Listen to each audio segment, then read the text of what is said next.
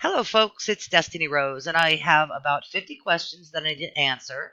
And they're all going to be real quick because they're short and easy. I want to show you, if you need to know, how to turn your listing on and off. Okay, you need to watch to the end of the video because if you don't, you're going to miss the crucial step. Okay, so let's get started. Go to listings from your dashboard. Okay, and always, this top will stay the same. Okay. Down here, they switch things up. So today it looks like this. So click on your listing, click it on.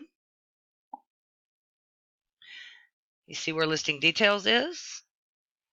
You scroll all the way to the bottom of listing details, and you'll see listing status. Now, pay attention, folks, because if you miss the last step, you're going to lose it. You'll end up with bookings when you don't want them.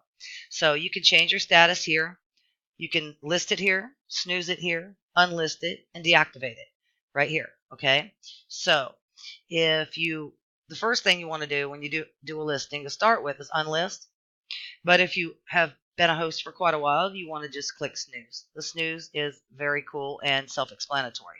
Last step, click save.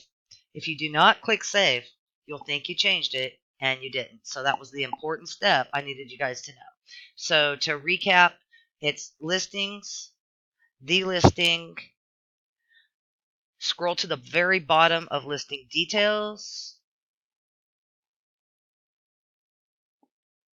edit the listing status, change the status, and click save. Okay, so Destiny Rose over and out, off to teach people how to turn Smart Pricer off. Okay, so that's my next video, and I hope you have a great rest of your day.